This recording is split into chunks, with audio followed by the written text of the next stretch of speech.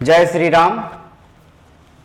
श्री रामचंद्र जी, श्री हनुमान जी के भक्तगणों, आज की कथा में हम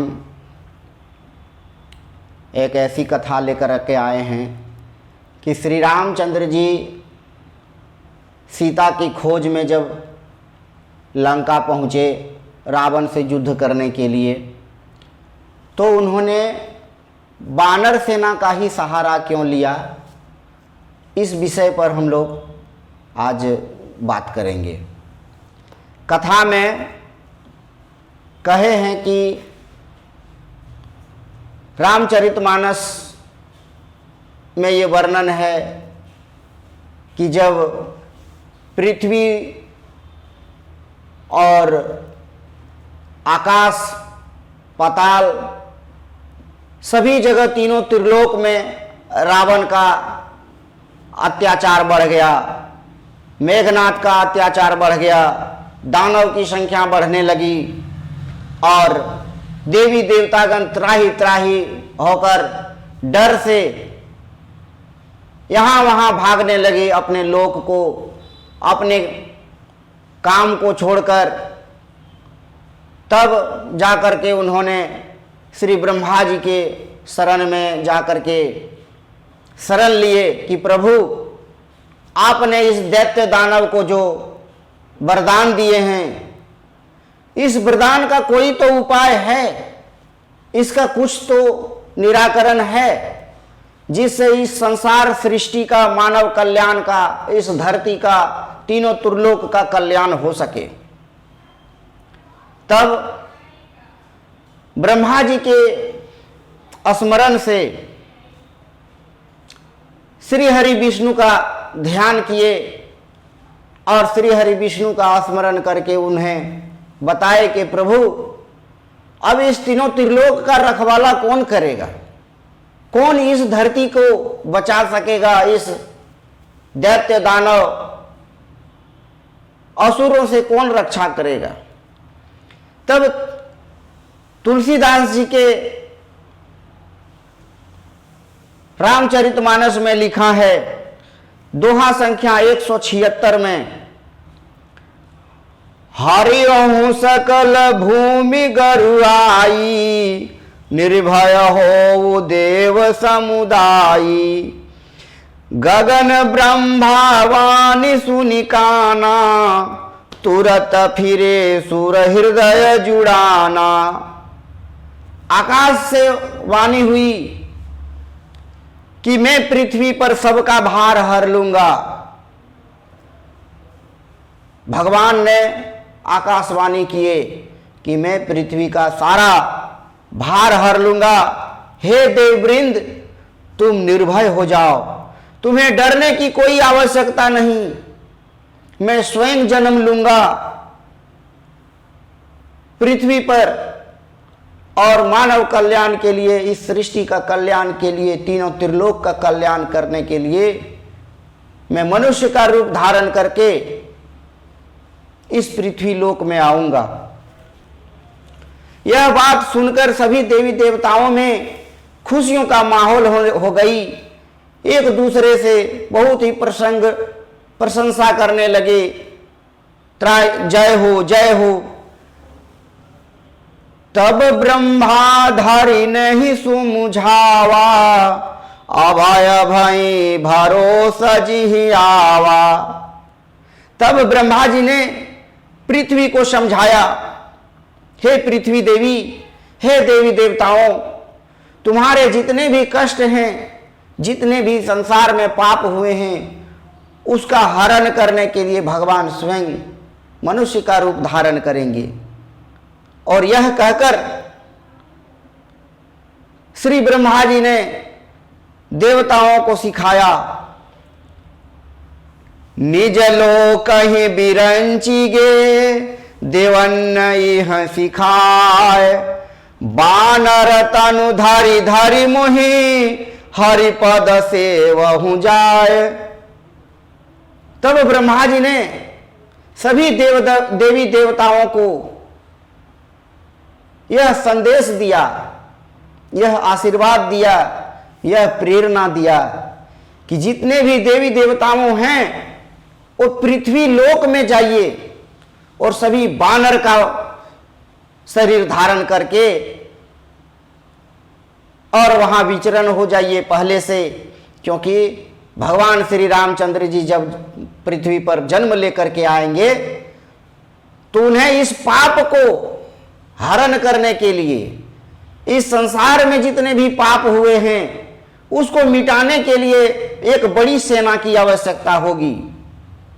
और इस सेना की रचना के लिए वो पृथ्वी लोक में कोई मनुष्य वैसा वीर पुरुष नहीं है जो इस पापी रावण, मेघनाथ और कुंभकर्ण, तरह तरह के जो असुर दानव थे उनका सामना कर सके। तो हे देवी देवताओं, तुम वानर रूप धारण करो और उस संसार में जाओ और उनका राह देखो कि कब प्रभु श्री राम मानव रूप में आएंगे, और उस समय हमारी सेना की जरूरत पड़ेगी तो हम उनका सहयोग कर सकें। गए देव सब निज निज धामा, भूमि सहित मनु कहीं विश्रामा। जो कछु आउषि ब्रह्मा दिन्हा, हर से देव विलंबन किन्हा। सब देवी देवता यह बात सुनकर, ब्रह्मा जी के आश्वासन सुनकर, ब्रह्मा जी के संदेश सुनकर सभी अपने अपने लोक, अपने अपने धाम को गए और सभी ने इस पृथ्वी पर वानर का रूप धारण करके जगह जगह पर पूरे ब्रह्मांड में, पूरे भारतवर्ष में, जहां तक भारतवर्ष की नगरी थी वहां वहां पहाड़ के कंदराओं में, घने जंगलों में वानर रूप धारण कर करके अपनी सेना को सजाते हुए अपना एक छत्र राज करने लगे। इस वानर रूप को कोई समझ नहीं पाया कि ये देवी देवताओं का एक बहुत बड़ा सेना है, और दानव दैत्य राक्षस कभी ये समझ नहीं पाए कि ये वानर वही देवी देवता हैं जिनको हमने कष्ट देकर के उनके लोक को छीन लिया, अपने अधीन कर लिया, अपना गुलाम बना लिया। सभी राक्षस दिग्भ्रमित हो गए कि सभी देवी देवता अपने अपने लोक को छोड़ करके कहां भाग गए, कहां जाकर के छुप गए।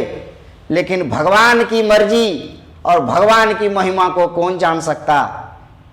भगवान का आने से पहले ही यहां सभी ने अपना अपना वानर का रूप धारण कर लिया और वानर के भेष में मृत्यु लोक में अपनी अपनी सेना को संगठित करने लगे। वानर देह धरि क्षिति माही, अतुलित बल प्रताप तिन्ह पाही। गिरि तरु नख आयुध सब वीरा, हरि मार्ग चित वही मति धीरा। पृथ्वी पर उन्होंने वानर देह धारण की, उनमें अपार बल, उनमें अपार शक्ति, तप और युद्ध की सामग्री उनके पास, पर्वत, वृक्ष, अपना नख को ही सभी वानरों ने, देवी देवताओं ने धारण कर लिया। क्योंकि अगर देवी देवता के रूप में रहते तब तो सभी राक्षस, सभी दैत्य, सभी दानव उन्हें तरह तरह की यातनाएं देते और उन्हें विचरण नहीं करने देते। तो उन्होंने अपना अस्त्र शस्त्र धारण किया, पहाड़ को, जंगल के कंदराओं को, और अपने जो नख हैं उसी से उन्होंने अपना शस्त्र तैयार किया और भगवान की राह देखने लगे कि कब मेरे प्रभु श्री राम आएंगे, कब हमारे प्रभु श्री हरि मनुष्य का रूप धारण करके आएंगे। तो सोचिए कि अगर जिस समय रावण लंका जा रहे थे युद्ध की सेना को सजा करके दानव से युद्ध करने के लिए, तो क्या अगर देवी देवताओं का सहारा नहीं होता वानर के रूप में, देवी देवता की सेना अगर नहीं रहती, तो क्या हम और आप जैसे मनुष्य तुच्छ प्राणी क्या रावण से, मेघनाथ से युद्ध करने की क्षमता किसी में थी? नहीं हो पाती। तो इस कथा के माध्यम से श्री रामचंद्र मानस में इस बात का वर्णन है कि हर विधि की विधान को भगवान पहले ही, सृष्टि से पहले ही रच के रखते हैं, तब जाकर के एक विशालकाय जो धार्मिक अनुष्ठान हैं, धार्मिक धर्म की रक्षा के लिए एक बहुत बड़ी सेना का तैयारी वो पहले से करके रखते हैं।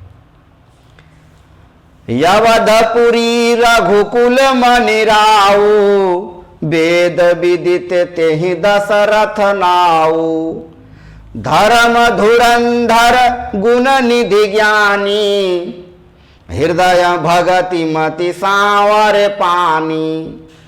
यवधपुर में रघुकुल शिरोमणि दशरथ राजा, जिनका नाम वेदों में विख्यात है, वे धर्म धुरंधर गुणों के भंडार और ज्ञानी थे। उनके हृदय में शंख धनुष धारण करने वाले भगवान श्री की भक्ति करते थे। उनकी बुद्धि में उन्हें में लगा रहती थी।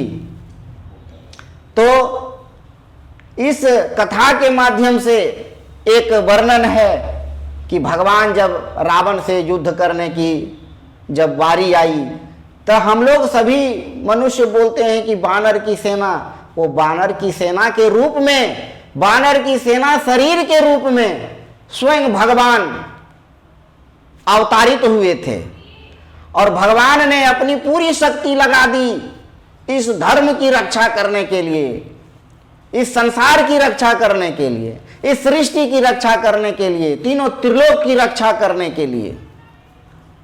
तो बताइए कि भगवान की महिमा को कौन जान सकता है?